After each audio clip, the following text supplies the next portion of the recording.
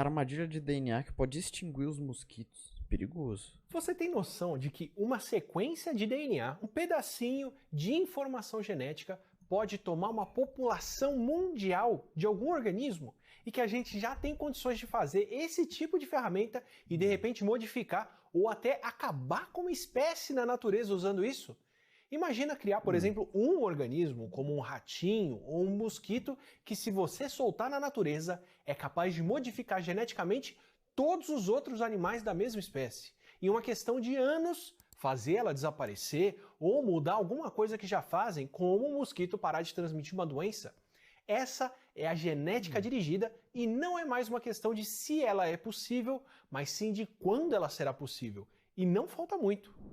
Lá em 1971, no começo da computação moderna, quando a gente ainda não tinha nem os primeiros computadores pessoais, Bob Thomas resolveu testar uma ideia, a noção de um programa de computador que fosse capaz de se multiplicar. E foi isso que ele fez. Criou um programa chamado Creeper, que se espalhava pela ARPANET, que era a rede de computadores de instituições de pesquisa que deu origem à internet. O Creeper saía entrando nos computadores, se instalando no sistema e se copiava para outros computadores conectados. O programa era bem inocente, ele só mostrava uma mensagem na tela e se propagava. Tanto que depois pôde ser eliminado por um outro programa chamado Reaper. Só que esse salto conceitual é o que tem de importante aqui, porque ao invés de ser um programa colaborativo que roda dentro de um sistema operacional para ajudar os usuários ou para ajudar o sistema a desempenhar as funções que ele faz, o Creeper era um programa egoísta. O seu propósito é se propagar por conta própria, sem fazer nada de útil para poder merecer os recursos de computação e de memória que ele consome.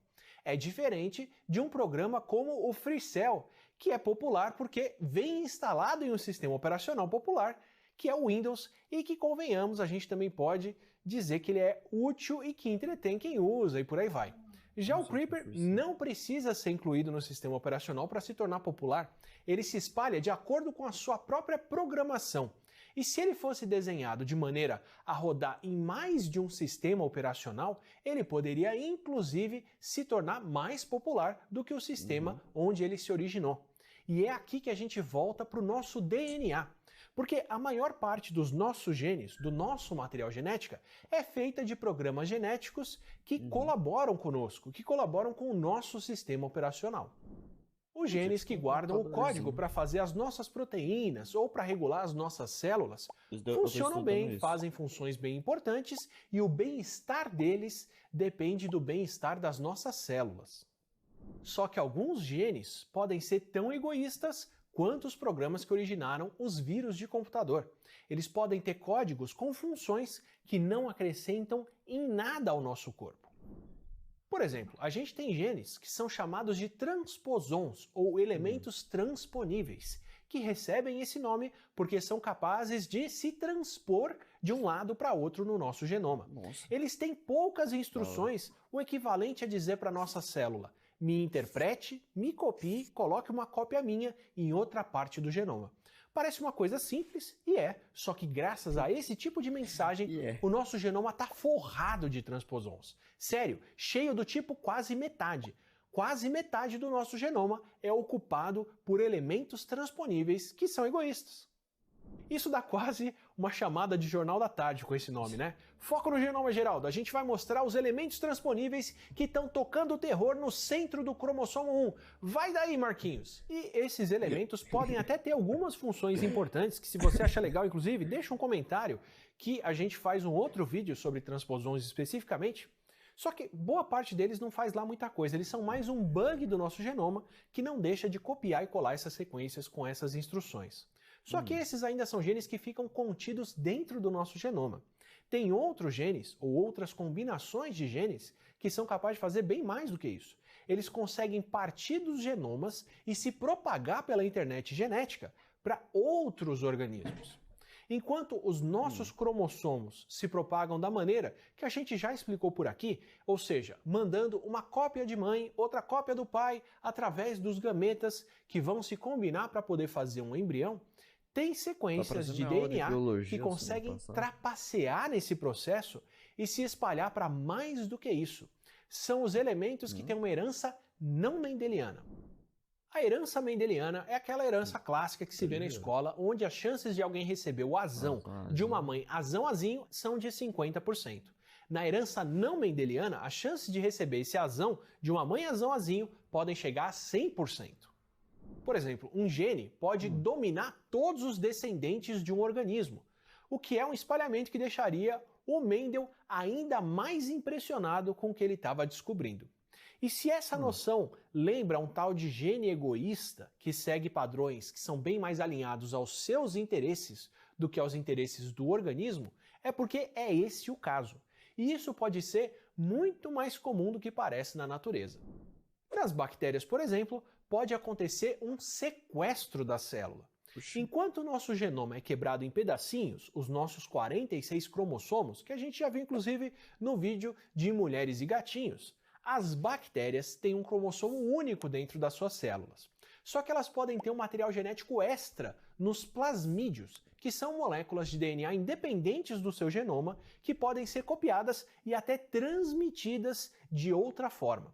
Enquanto o DNA cromossômico passa de uma bactéria para as duas células que ela forma quando se divide, como se herdam os genes dos nossos pais ou algo parecido com isso, os plasmídios podem ser trocados entre as células mesmo quando elas não vão se dividir. Outros plasmídios podem ser descartados quando a bactéria se divide e aí ela se desfaz do material genético que não quer mandar para a geração seguinte. Ou seja, como os plasmídios podem circular de bactéria para bactéria, eles podem circular como creeper, independente do sistema operacional, que é o genoma bacteriano. E por ser independente do genoma bacteriano, ele pode garantir mais os seus interesses do que os interesses das bactérias. Como é o caso dos plasmídios, que garantem que vão ser passados adiante e fazem a bactéria de refém com um sistema que é chamado de toxina e antitoxina, que é bem simples e bem poderoso.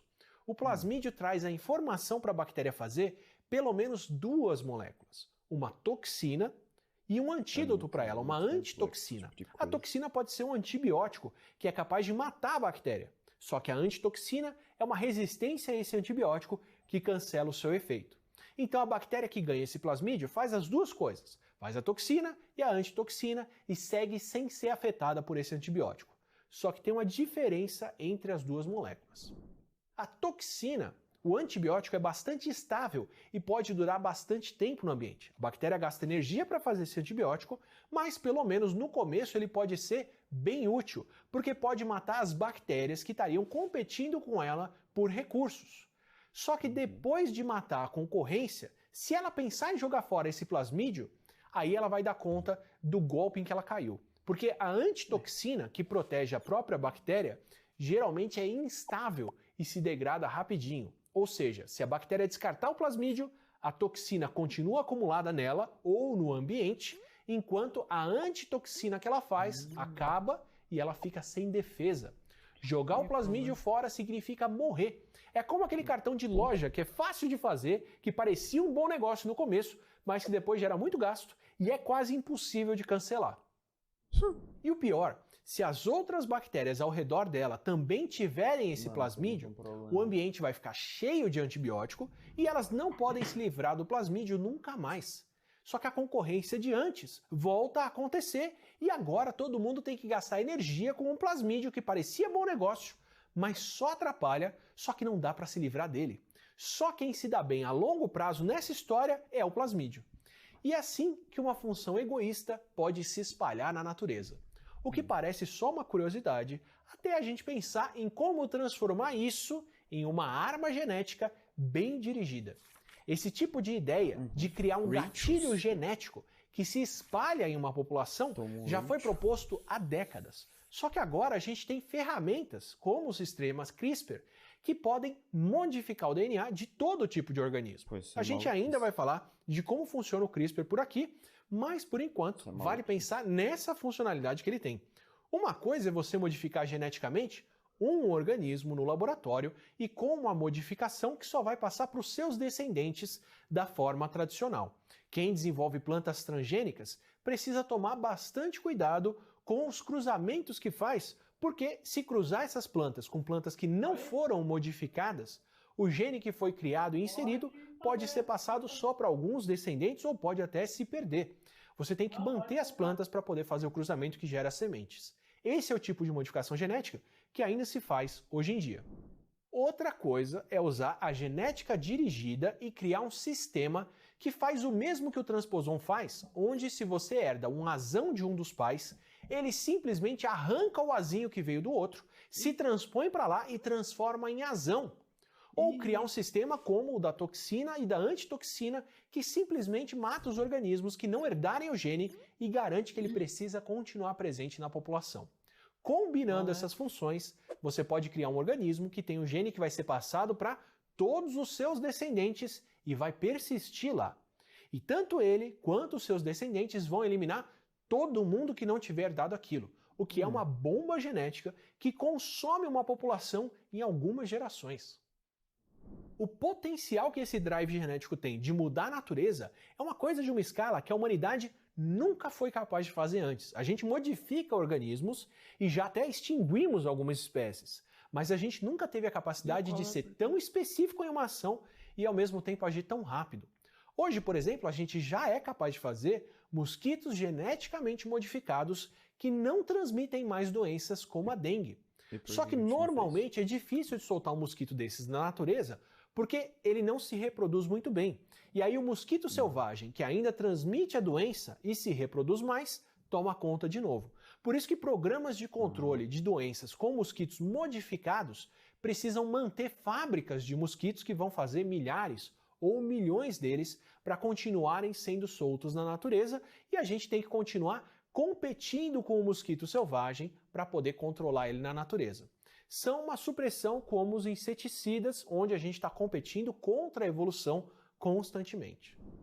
Agora, se nós criarmos mosquitos com genética dirigida, que não transmitem uma doença como a dengue, podemos soltar alguns milhares desses mosquitos e em alguns anos esses genes tomariam conta da população de uma região e continuariam se espalhando, porque nessa situação a evolução trabalha a nosso favor, com o potencial de modificar todos os mosquitos do mundo. Imagina criar um Aedes aegypti que não transmite dengue, zika e chikungunya e simplesmente esperar ele tomar conta dos outros. Ou criar um Aedes que só faz machos, exterminadores de fêmeas, com um gene que destrói o cromossomo X e converte todos os seus filhotes para machos, que vão continuar espalhando essa tendência para todos os filhotes até praticamente só sobrarem machos e a espécie acabar.